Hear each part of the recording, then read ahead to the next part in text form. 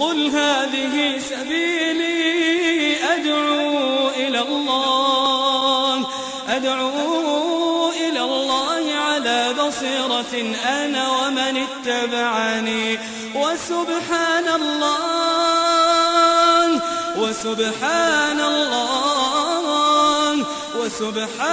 الله وما أنا من المشركين. لا تصادم أهل البدع بقوة، فإن قتلوك إن شاء الله تكون شهيد عند الله سبحانه وتعالى. احنا ما بنقول تمشي تضرب بيدك أو تشيل لك سكين، لا لا لا، ده ما منهجنا الحمد لله. لكن بنقول أنت بحجتك تكون شنو يا جماعة؟ تكون قوي، زول ما يكون صاحب الحق مضبل والصوفية ماشيين لا إله إلا الله يفتخروا في الحلة. صاحب الحق ده لابد ربنا قال فاصدع بما تؤمر وأعرض عن المشركين. فاصدع دي فسرها لي كيف؟ لابد تكون قوي، لابد تكون شنو يا جماعة؟ تكون قوي في الصدع بالحق. وربنا قال يا أيها الرسول بلغ ما أنزل إليك من ربك فإن لم تفعل فما بلغت رسالته والله يعصمك من الناس. فأخواننا لابد يصدعوا بالحق. كيف؟ يقتحموا المساجد دي، يعملوا نصائح في التوحيد ويحذروا من الشرك ويحذروا من التصوف، لأنه الماحق البلد دي هو التصوف والشرك الناشرين الصوفية. لابد نحاربوا حرب ضروسة يا جماعة بالحجة وبالعلم بالقرآن بسنة النبي عليه الصلاة والسلام. تقتحموا المساجد، تعملوا حلقات في السوق ده إن شاء الله يومي حلقة وتصبروا على الأذى. والعصر إن الإنسان لفي خسر إلا الذين آمنوا وعملوا الصالحات وتواصوا بالحق وتواصوا بالصبر. لابد من الصبر أخواننا، ما يخافوا، أنا بكرر الكلام ده، ما يتلاوز. تبلغ الدين ده طوالي وتصبر على الابتلاء. مهما ضربوك مهما فلقوك، النبي عليه الصلاة والسلام ضرب يا جماعة، لأن والله ربنا بيسألنا من أهلنا، وربنا سبحانه وتعالى بيسألنا من الناس الضايعة اللافة في الشوارع دي. يسمع يا أخي لزول طاغوت يا أخي يدعو إلى الشرك أحمد داود ده، ويدعو إلى الكفر بالله عز وجل، ويتبجح بعد ذلك كله يقول أنا أعلم زول في أفريقيا. والله أنت أجهل زول في الحلة، أجهل زول على وجه الكرة الأرضية فيما أعلم، زول بليد. وحيتضح الكلام إن شاء الله بكرة بإذن الله عز وجل.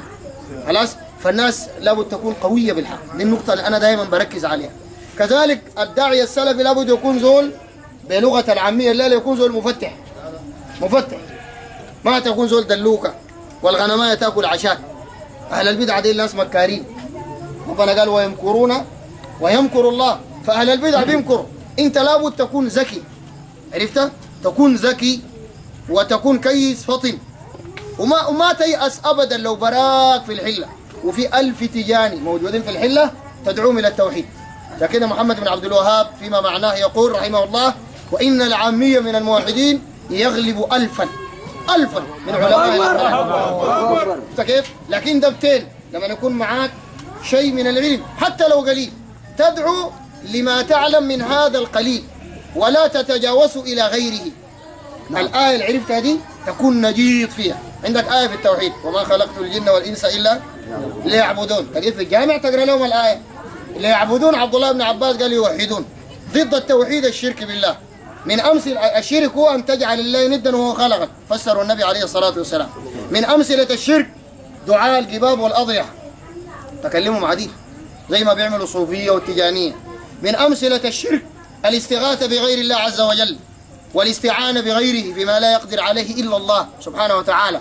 أيضا الذبح عند القباب والأضرحة والحلف بالشيوخ ولبس التمائم والحجبات. وتسرد في كل نقطة شنو يا جماعة؟ الأدلة يا أخي ده يعمل لك شنو في النهاية؟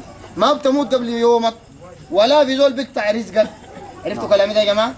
أي لابد. يمكن الآن حصلت أخطاء شوية في التصديق وفي غيره من يعني الناس عندها خبرتها ضعيفة بعض الإخوان. فالناس يا جماعة تكون ناس مفتحة وناس واعية وترمي قدام وتخلص النية لله. أخلصت النية لله الله بينصرك. إن تنصروا الله ينصركم. وما تخاف من الرغاوة بتاعت الصابون والرغاوة بتاعت الأندروس بتاعت أهل البدع.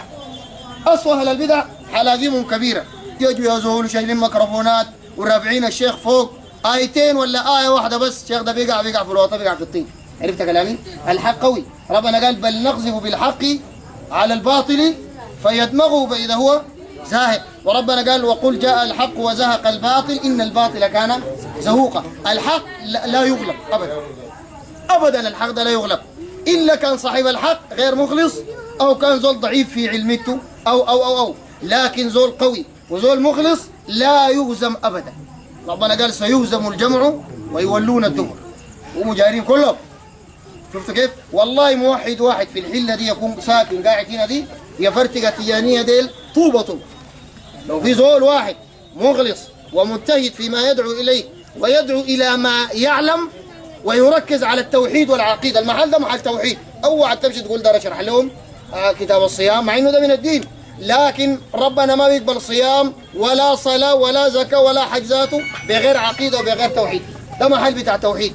هنا في صراع بين أهل التوحيد وبين أهل البدع وأهل الإشراك بالله سبحانه وتعالى، والعوام دول رايحين في النص، ناس مساكين فيهم عدد كبير دارين الحق، لكن زي ده بيلبس لهم لأنه من أئمة الضلال. النبي عليه الصلاة والسلام قال وإنما أخاف على أمة الأئمة المضلين.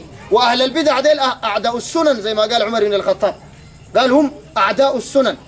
أهل البدع أعداء رسول الله صلى الله عليه وسلم. فكده لابد تكون قوي شرس في محاربة هؤلاء. اوعى تخاف، اوعى تلوث. يقول لك والله يعملوا مشاكل، يعملوا مشاكل يطيروا كلهم. اوعى تخاف.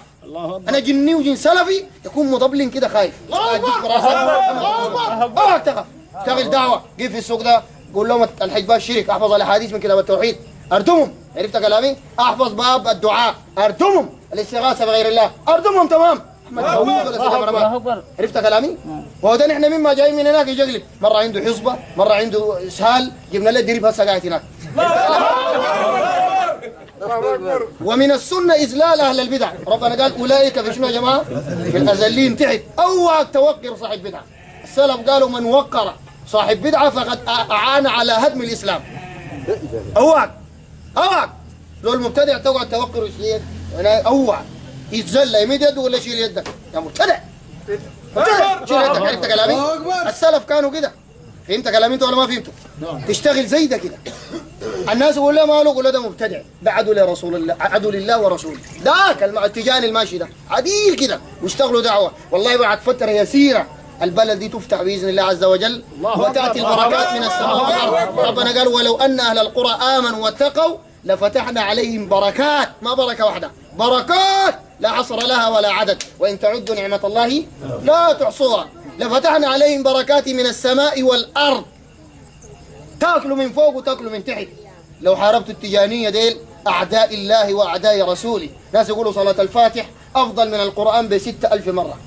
الكلب ده بيقول ما قلنا، انا بوريك بكره قلتها ولا ما قلتها، من اعظم المصادر عندك. عرفت كلامي؟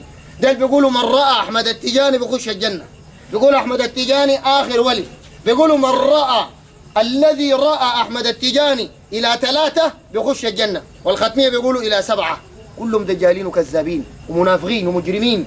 عرفت كلامي؟ وديل دعاة شرك ودعاة الحاد، دعاة الحاد ودعاة كفر بالله سبحانه وتعالى. ناس احمد داود والله اللي بيعلم حاله وعنده علم ولو ذره يواجه بدع الناس زين وقاعد مكتف يدينه، ربنا بيلعنه والملائكه تلعنه ويلعنه اللاعنون.